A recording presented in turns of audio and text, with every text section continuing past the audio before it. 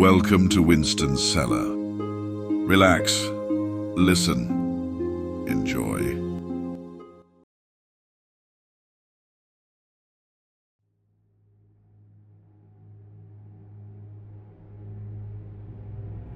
Chapter 13, Children of Mars. The last month came to an end with a festival, a parade of triumph to mark the next stage of the Imperium. The Emperor, flanked by 1,000 custodes, marched out of the inner palace with 20,000 Astartes and their Primarchs in full battle regalia behind them.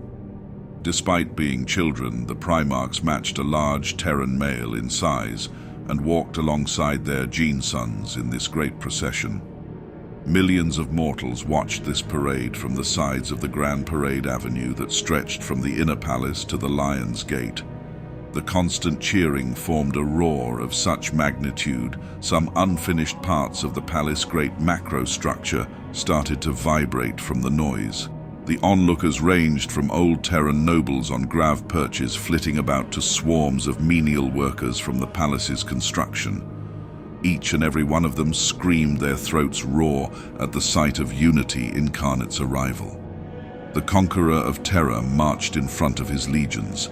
He radiated power, nobility, and wisdom. All who witnessed him felt his raw might, yet none knew fear, for this power that could end worlds and battle gods was their protector. The countless millions who watched knew the Master of Mankind had come, and with him a new age, an age of heroes and hope. Thunderbolt flags and sigils of Terran unity flew proudly, and behind him 20 banners marked each with a single ancient numeral flew next to his sons. As he marched, the Emperor thought to himself how soon enough both of those flags would be changed. As they walked the shining path, the twin-headed Aquila would be born, and each simple numeral would be replaced with a Legion badge. Both would go down in human history as sigils of unity and salvation. Chiding himself, the Master of Mankind knew that was still a long way off, and many trials still yet awaited him before even that step could be taken. First and foremost was Mars. The Red Planet had long been the technological center of humanity. Even after the insanity of the Iron War and the brutal data weapons first developed and deployed on Mars, the second home of humanity endured and existed as a center of both knowledge and machines. Multiple Martian expeditions had come to Terra in order to scavenge resources and relics throughout the Unification Wars, and had not taken kindly to the Emperor informing them there looting was no longer tolerated. The survivors now served excellently, and the salvage claimed from the fallen salvagers had provided excellent materials for the Astartes' arsenal. He may have gained knowledge of countless technological development from the message, but not the ability to create materials or components out of thin air.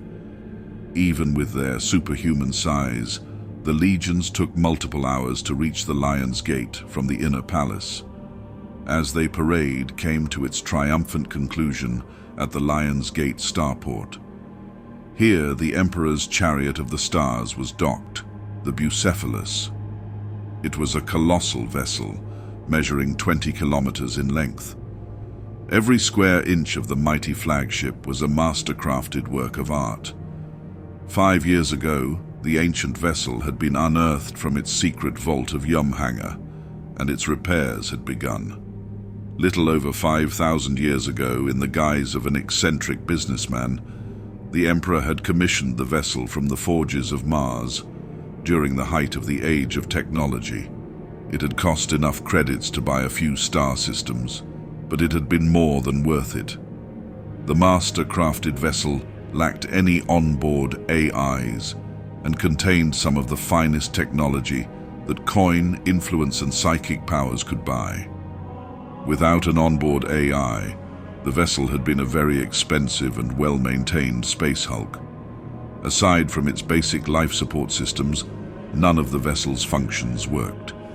At the time of its creation, It had been a source of much speculation among the engineers and silica forms of Mars. The Emperor had commissioned the vessel as one of the countless contingencies against a possible AI uprising he had seen visions of. It had survived unharmed throughout the old night, and its hangar acted as the base of operations for the Emperor early in the Unification Wars. And now, after years of modification and repairs by Terawatt clan members and captured Martians, it was ready to sail the stars. At the parade's end, the Emperor stood in front of the colossal vessel's gantry and watched the 20 Primarchs approach. They knelt as one before their father, and he spoke to them softly. "The universe has many horrors yet to throw at us, my sons. This is just the next step upon the shining path. You are all so young, yet so incredible already. Each of you will become legends to rival mine as we unify the children of Terra. Be faithful, be strong, be vigilant, my children. I will return to you, and when I do, the galaxy awaits." As each of them absorbed his message, an individualized psychic pulse touched each of the Primarchs' minds. Final farewells and well wishes from their father. At that, the Primarchs stood, were embraced by their father, and left to rejoin their legions. The Emperor watched them go with a mix of pride and somber joy. It might be a few weeks or a few years, his visions and estimates varied, till he saw them in person again. Till then, both father and sons had duties to undertake. After a short speech to the assembled millions, the Emperor boarded the Bucephalus. The vessel was fully crewed by hand-picked Terawatt Void Magi, countless palatial menials, and a quarter of the custodes. With the Heteron guard at his back, the Master of Mankind journeyed to the bridge of the great vessel. Thanks to great internal maglifts, the journey that would have taken hours was minutes in length. The bridge was a colossal thing, filled with thousands of officers, crew, and adepts. Yet this number seemed a skeleton crew compared to what a vessel such as this should need. For once, launched, the Bucephalus's true power would be revealed. As one, the bridge crew bowed before the Emperor as he entered.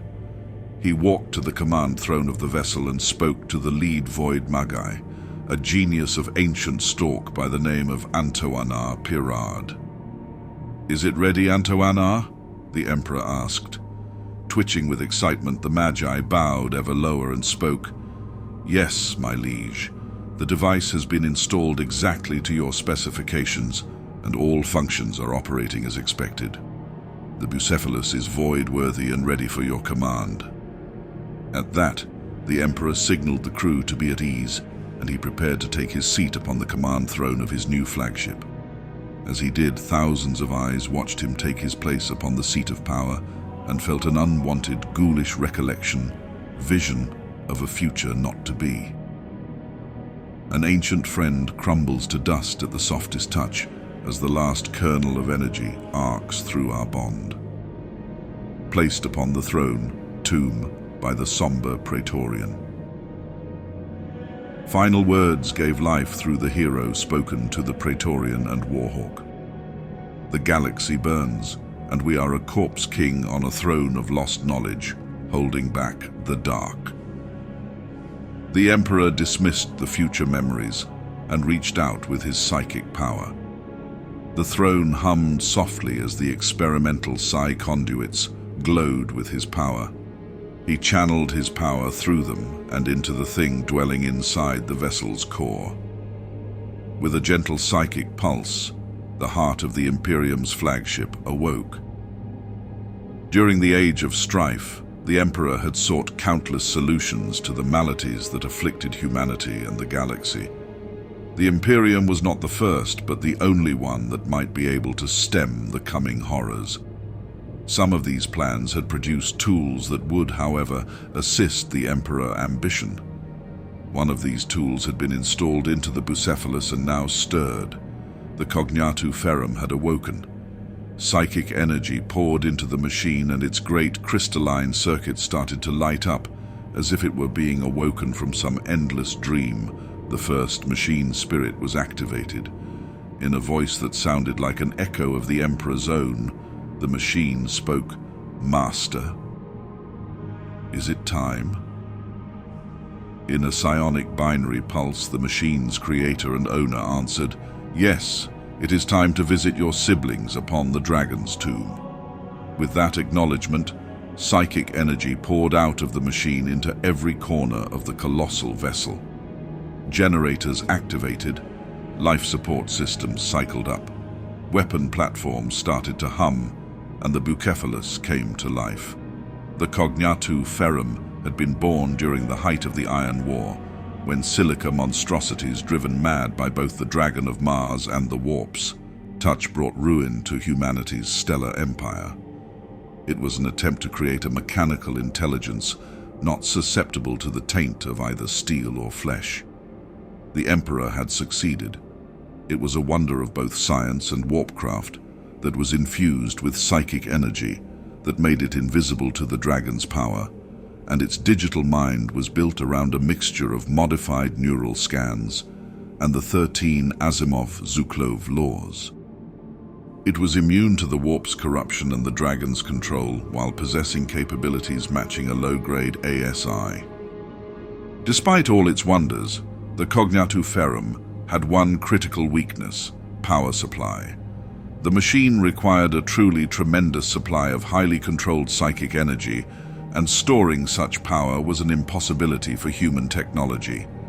So in the end, despite countless refinements and tweaks, the first and greatest machine spirit was the only of its make, and only operable by its creator. Now that machine's intellect and power flowed through the Bucephalus, and it was ready to fly. At the Emperor's command, ancient grav generators activated, and as millions of onlookers cheered, the 20-kilometer vessel gently rose into Terra's skies. Careful to not cause colossal atmospheric disturbances, the Titan sailed serenely into low orbit, and the Emperor looked through the Cognatu Ferrum's eyes and saw the shrinking Imperial Palace below them. He touched his son's minds with a final farewell and peered into the void. Mars awaited him, and the galaxy awaited the Imperium of Man. The Emperor had succeeded. It was a wonder of both science and warpcraft that was infused with psychic energy that made it invisible to the dragon's power, and its digital mind was built around a mixture of modified neural scans and the 13 Asimov-Zhuklov laws. It was immune to the warp's corruption and the dragon's control, while possessing capabilities matching a low-grade ASI. Moving at velocities once thought impossible to a ship its size, the Bucephalus cruised out of Terra's gravity well and plotted a vector for Mars. Its colossal plasma drives increased in power, and the Emperor felt the Cognatu Ferrum making near instantaneous adjustments to the city-sized vessel as they accelerated to a low fraction of light speed. Ancient artificial gravity generators compensated for the ever-increasing G-forces, and if not for the celestial bodies moving in the view screens, one would have a hard time telling the ship was even moving. After a few seconds of flight, the ship passed close to Luna. Even from here, the Emperor could detect the slight gap within the warp located upon Luna's surface. Within a requisitioned lunar watchfort, dozens of psychic nulls trained. The women who would eventually from the anathema Pisciana had been gathered from both Luna and Terra throughout the Unification Wars. Countless abominable experiments both during and before Old Night had given the Sol system a higher than galactic average rate of pariah gene holders. The Emperor had briefly considered wiping them out. The nature and origin of the gene were one of the many mysteries he still sought to unravel, and his suspicions about its origins worried him. But for now they were far too useful and loyal to deserve such a fate. As Luna passed by and the void beckoned, the Emperor muttered to himself a phrase once carved upon the entrance gate of the first port Luna: one small step for man, one giant leap for mankind. Only Valdor was within earshot, and he simply nodded slightly and the Emperor smiled softly. The first of the 10,000 had embraced the role of the warrior more than most of the custodes, and the Emperor could hardly blame him. Valdor had fought by the Emperor's side since he had been born from a flesh forges within the Emperor's Himalaysian stronghold. He had been built from the ground up as a masterwork of gene crafting. The Emperor had only been able to improve on twice, with Tyrannus, whose abilities had come at a cost, and the Primarchs. Eventually, Terra and Luna became specks within the ship's viewport, and the Emperor probed the Cognatu Ferrum to ensure all systems were functional. It passed with flying colors, and the Emperor left the command throne, his psychic power still feeding into the vessel through the countless psi-filament circuits that acted as the ship's nervous system. With Valdor in tow, the Emperor went to speak with one of the maiden voyage's passengers. He found the passenger staring out the main view port of the vessel into the void. The passenger was practically pressed up against the Titan-sized view hole, and the Emperor could tell his enhanced senses were locked into a small red dot not visible to the naked eye. The Emperor couldn't blame him. It was the nature of all humans lost in the wilderness to seek their home. Throughout the Unification Wars, numerous Martian expeditions to Terra had been captured by the Emperor. Most of these were primitive things led by a particularly desperate, insane or foolish tech priest and had been dealt with easily. Their automata were recycled, their weapons and tools were confiscated, and most of the tech priests had been agreed to serve after speaking with the Emperor. The ones who hadn't met the unpleasant fate of having scores of Terawatt clan members and even former Mechanicum members dissect every aspect of their being in search of technological secrets. That was the typical pattern. The passenger had been the leader of one of those hunts for archaeotech, but he had been anything but typical.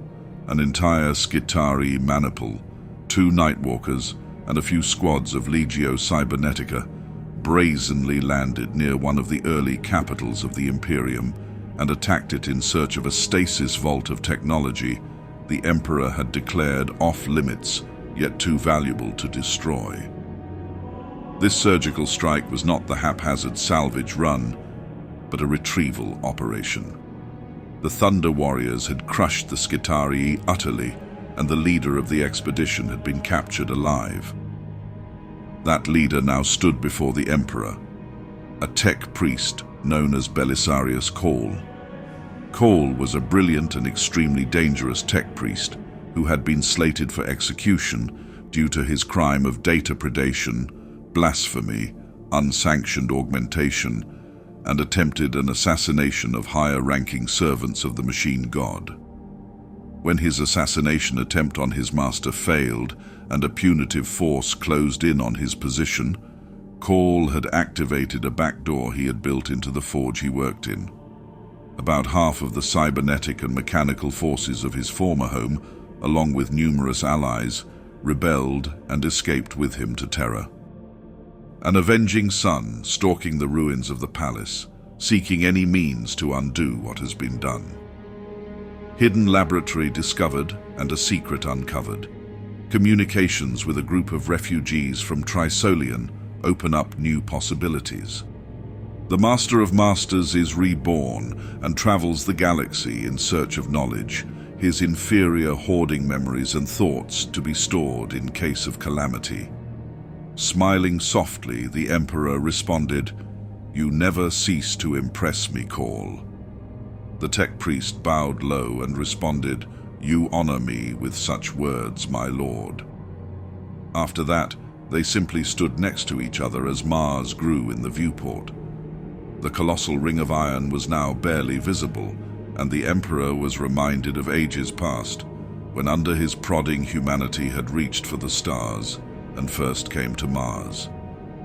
It had been one of his more oddly named identities, but still highly successful in helping humanity advance. Soon millions of challenge hails from Mars and its countless orbital installations. The Emperor ordered them all to be answered with a simple message in perfect high techna lingua. We are the Imperium of Man. We seek to meet with the Mechanicum of Mars for peaceful contact. Billions of weapon platforms locked onto the Bucephalus, yet none fired. The Emperor subtly influenced the trillions of machine spirits preparing to attack his ship to stand down as they approached Mars. The 20-kilometer vessel soon pressed into the upper atmosphere of the red planet, and the heat of the ship caused rolling storm clouds to form almost instantaneously as it slowly lowered towards the surface of Olympus Mons. The Emperor and Call nodded to each other, and the Emperor made way to the main gantry of the Bucephalus. As he did, he psychically pulsed one of his personal servants to bring a certain item to him. The handmaiden, along with two bulky armory servitors, gifts from Call, met him. She bowed, and the Emperor handed his blade to the servitors, and she gave him his scepter, the Augustus Xexilium. He was coming not as a warrior king, but as a figure of unification, and his symbol of office would be more fitting than a weapon of war. Finally, the Imperial flagship, covered in storm clouds, touched the surface of Mars, and the Emperor walked down the gantry and set foot upon the second home of the human species. The Emperor looked across the crater that formed the inverted peak of Olympus Mons and smiled internally. So far, it lined up with his visions and future memories. Tens of thousands of priests, Skitari, and servitors watched from the crater's rim, and about half a dozen night walkers were in combat positions around the exit ramp. Slowly stepping towards the first night, the Emperor touched his mind and spoke. "Your machine is damaged, Tamen Verticorda." The pilot mind was overtaxed by being in the Emperor's presence, and was not capable of forming a complete sentence, let alone attacking. Speaking again, the Emperor asked, "May I?" Not waiting for a reply, the Master of Mankind reached out to touch the walker's knee joint, while working to keep his presence from utterly overwhelming the pilot. Controlling his aura had been one of the first skills the Emperor had mastered when he left his village after killing his uncle. Over the eons, as both his power and embedment into the human subconscious increased, the effects of his psychic light had become more pronounced. At first, it simply transfixed and soothed humans who viewed it. Now it could cause strokes if he was not careful. The minute he touched the Nightwalker, he could feel the machine's pseudo-soul. Along with telekinetically healing and realigning the machine's parts, he soothed what the Martians called a machine spirit. Speaking with a voice that could make entire worlds kneel, if he so wished, he spoke to the night. "Machine, heal thyself." It followed its master's wish, and the Nightwalker was returned to perfection. Still stunned, the pilot asked quietly, "Who are you?" The being known across the ages as Atham, Revelation, Yeshua, Abriel, Gilgamesh, and so many more names declared himself a title only he could ever truly claim: "I am the Emperor." That simple phrase would be repeated countless times by Atham of Pessinus throughout his conquest of the stars, and the response he received was not the first nor the last of its kind. "Welcome to Mars, my lord. All praise to the Omnissiah." Omnissiah, the physical manifestation of the god in the machine, a mythological figure of Mars that rose out of the same trauma and horror that created the cult Mechanicus. Mars had once been the technological and industrial powerhouse of humanity. This made the rebellion and Old Night all that much more horrific. The war against the machines had damaged its people in ways more severe than practically anywhere else in the countless domains of man. The multiple Martian apocalypses of the Iron War and the Singularity Purging deleted not just the ASI silica gods of the neurosphere, but the standard template constructs databases. Basic knowledge of even maintenance became rare. Yet the survivors scavenged the corpse of the greatest manufacturing and research world of humanity to jury-rig new technology and machinery through a mix of trial, error, and sheer luck. Over the centuries, this credo of mechanical reverence, superstitious paranoia, and genuine genius consolidated into the priesthood of Mars. This strange cult managed to rebuild the surface and topmost layers of the Red Planet into a working forge world. They had also managed to send colonial expeditions to other fallen forges across the galaxy in order to rebuild and reignite them. The Martians considered themselves the rightful inheritors of the machine god's will and destined to reach the perfect union of steel and soul. This was more than simple self-ordained manifest destiny. The Martians, through some quirk of fate, or possibly natural selection, had discovered one of the few avenues of technology still open to humanity after the calamities of the Iron War. The Martian Mechanicum had discovered how to make and harness machine spirits. They were different and far, far more primitive than the work of art, known as the Cognatu Ferrum.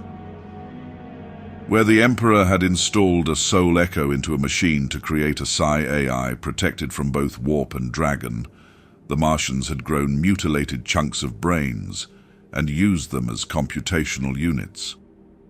Since the discoveries of both the soul and stable cloning, a debate had raged throughout human civilization on whether a clone would possess a soul. Numerous rather grisly studies conducted during the Golden Age had answered these questions and started the Replicae rights movement. Clones do indeed have souls, but they were lesser than the originals. A colleague of the Emperor had described it as a faded copy of the original. Yet they still had souls, and when the Martians started using cloned tissue to replace silicon and circuitry, they inadvertently created billions, if not trillions, of lobotomized souls that infested the machinery and subtly influenced them. These aptly named machine spirits protected whatever they inhabited from the dragon's dominion, and they were such broken things that only the most driven Neverborn could latch onto the pseudo-emotions they felt to control them. Even then, layers of ritual, belief, and half-understood warding equations protected the machine spirits. The Mechanicum may have been flawed, but they were the rightful heirs they claimed to be. Similarly, the Emperor did have a claim to the title the Night Pilot had called him.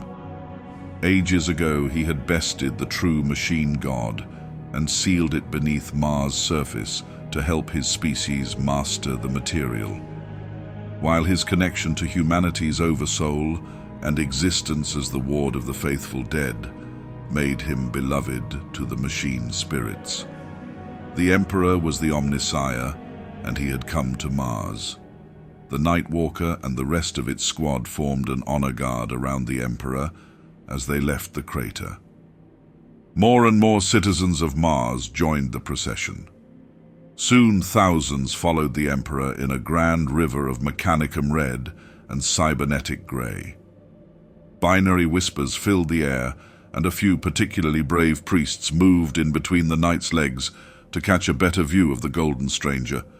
Each of them reported back to their cadres and workmates that what they had seen had to be the Omnissiah.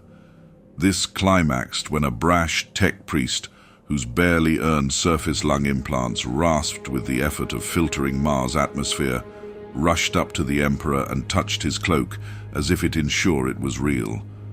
A knight leveled its weapons against her, and she fell back in fear, her rapture replaced with horror at what she had done. The Emperor stopped and helped the young women to her feet, and gestured for the knight to stand down. She twittered countless apologies and prayers in binary, while trying to back into the crowd. The Emperor touched her shoulder. A soft glow filled the women's vision, and her cybernetic lungs inhaled a deep, quiet breath of Martian air. Internally, the Emperor sighed and thought, "Another cult, another miracle, another punishment for my mistake." He intensely disliked it, but centuries of trying to harness humanity obsession with faith had made the Emperor very good at playing the savior. Eventually, the Mechanicum would be subtly reformed to become a better breed of institute, not shackled by dogma and superstition, Yet now, first things first. The Parliament of Mars awaited. The first of the knights crested the crater's edge, and with each step, the skyline of Tharsis became more and more visible. The great industrial forge cityscape spread to the horizon, and as he finally exited the crater, the Emperor diluted and expanded his aura into a golden corona visible from low orbit. Another touch to help the coming negotiations. The first knight, the one who the Emperor had healed, stopped. The Emperor could feel the walker's machine spirits swarming into its Vox and Halo systems as the pilot redirected power into them. In a shout that ruined unaugmented eardrums in 5 square kilometers, the knight known as the Ares Lictor broadcasted its message. "Hail, children of Mars! The Omnissiah has come." With that, the procession continued and swelled. Millions of Martians of all walks of life joined the throng in hopes to catch a glimpse of the Omnissiah. Religious fervor brought on by the Emperor's aura stopped any attempts to attack or waylay the parade, and slowly but surely the Emperor of Mankind reached the Temple of All Knowledge. The Martian Holy of Holies was carved into Olympus Mon, and its grand gate reached nearly a kilometer in height.